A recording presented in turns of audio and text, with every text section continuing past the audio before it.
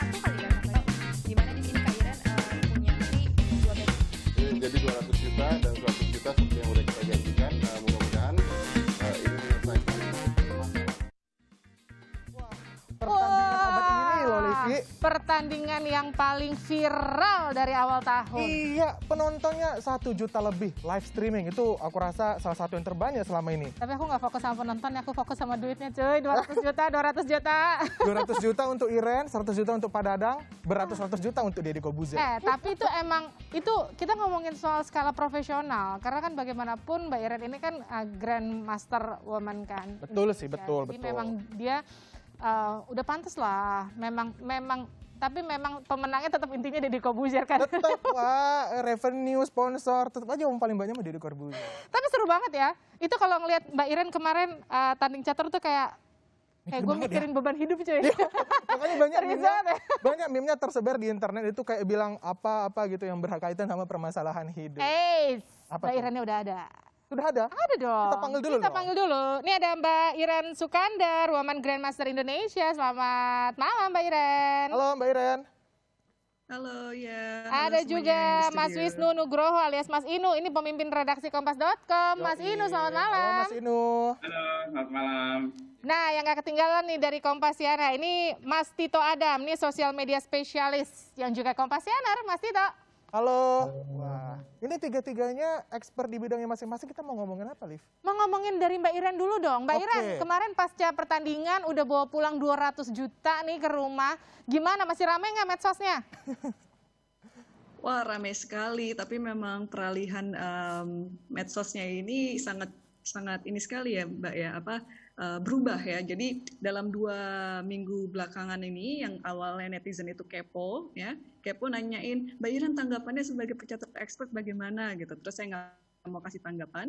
Begitu saya kasih tanggapan melalui konferensi pers dengan Percasi, lalu saya mengirim surat terbuka, mulai yang darinya kepo ya langsung menjadi bulian. Begitu selesai main tanding kemarin, saya dipuja-puja. Jadi, nah sekarang ini malah banyak yang ngegombalin. Jadi kayak Netizen tuh labil ya Mbak Iren ya. Netizen tuh labil ya. Kepo, dibully, dipuja-puja, digombalin. Aduh heran deh. Berubah-ubah Iya. moodnya. Tapi ngomong-ngomong nih Mbak Iren, Berubah-ubah apa sih moodnya. akhirnya yang membuat Mbak Iren pengen tanding sama Pak Dadang? pertama itu adalah tekanan publik karena memang awalnya kita menganggap kasus ini sudah selesai. Saya sudah berkali-kali, bukan berkali-kali, saya sudah memberikan klarifikasi ini juga di kanal YouTube video saya pribadi, karena memang awalnya itu kan saya butuh adanya permisi ya dari Percasi karena sebelumnya sudah ada tantangan dari Kemenpora. Jadi ini hanya sekedar masalah izin dari instansi-instansi negara terkait, dan juga dari Percasi dan saya sendiri kita menganggap ini semua sudah selesai.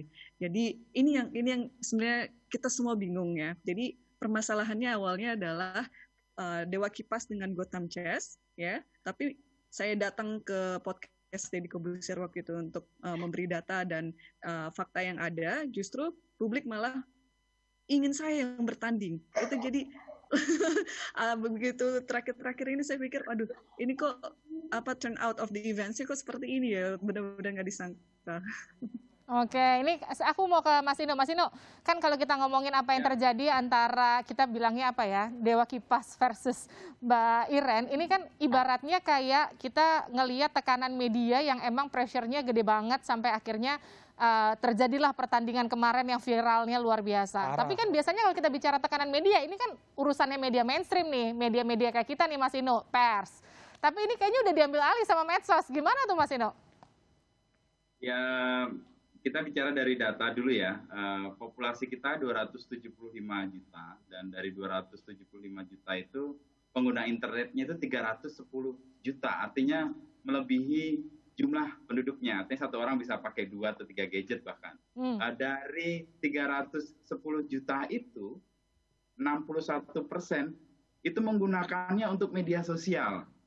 Artinya ada 160-an juta orang atau 160 juta pengguna internet itu memakainya untuk kepentingan media sosial. Dan rata-rata penduduk Indonesia menggunakan media sosial itu 3 jam lebih, 3 sampai 3,5 jam per hari, bisa dibayangkan.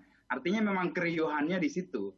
dari 310 orang yang menggunakan internet, 61% itu menggunakan untuk media sosial. Itu data pertama. Lalu saya mau merespon apa yang dikatakan Mbak Iren tadi, bahwa netizen kita moody banget ya, dari benci, suka, memuja, lalu menantang dan sebagainya. Ini khas di media sosial sebenarnya.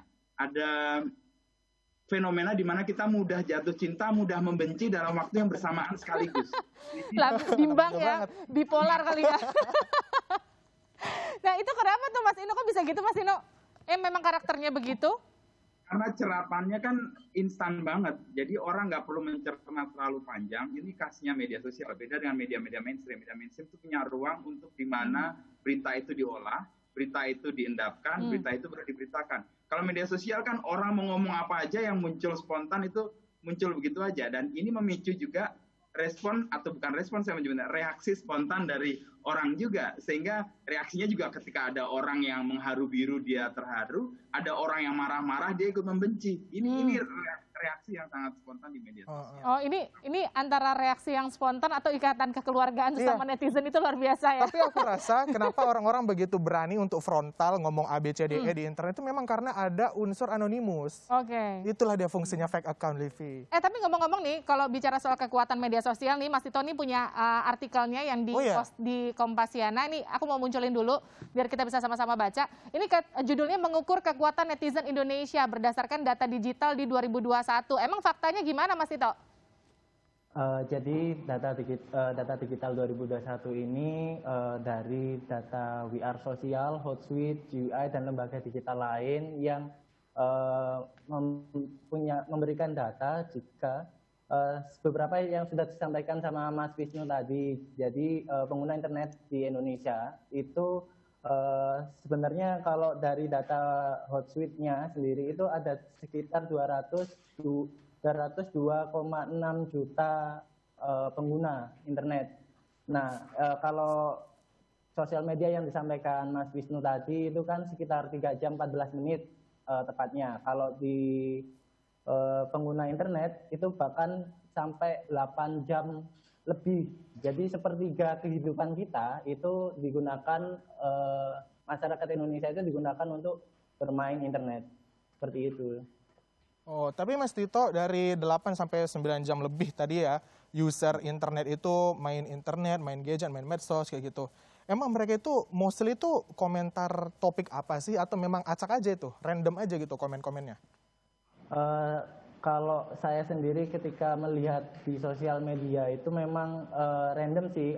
Ketika ngelihat apa yang rame, ya mereka langsung nanggepi. Jadi hadirnya beberapa akun anonim yang besar kayak TXT from mana atau nah itu bisa membuat isu itu menjadi semakin meningkat dan akhirnya itu menjadi viral. Jadi hal-hal yang semacam ini yang bisa meningkatkan suatu isu. Oke. Nah, ngomong-ngomong nih Mbak Iren, keviralan pertandingan kemarin Dewa Kipas ini berpengaruh nggak sih sama antusiasme masyarakat untuk ikutan main catur? Jadi sekarang kan lagi hype banget, masih sepedahan ya kan, masih lari. Tapi setelah kemarin pertandingan Dewa Kipas versus Mbak Iren ini yang begitu viral, kemudian orang jadi banyak yang pada ikutan main catur nggak? Iya, jelas ya, pasti itu. Banyak sekali sekarang dari pihak chess.com saja, saya baca artikel beberapa hari lalu, mereka ada kenaikan di hari waktu saya bertanding itu ada sekitar 40% kenaikan dari user Indonesia. Jadi banyak sekali yang coba-coba untuk daftar untuk di chess.com untuk mencoba untuk bertanding. Nah itu kan sudah bisa dilihat animonya seperti itu. Jadi memang dibalik semua kenegativitasan ini yang awalnya berasal, akhirnya kita bisa merubah ini menjadi sesuatu hal yang positif dan bisa menjadi dukungan yang sangat-sangat berarti dan sangat luas lah untuk catur Indonesia. Kita jadi lupa ada negatifnya Mbak Iren, karena kita ngelihat impact-nya justru luar biasa. Kita justru jadi kayak bisa meraba-raba netizen Indonesia kita ini justru potensial banget untuk ngedorong isu-isu positif. Ya nggak sih? Nanti kita akan bahas ini, tapi usai jeda di Kata Netizen.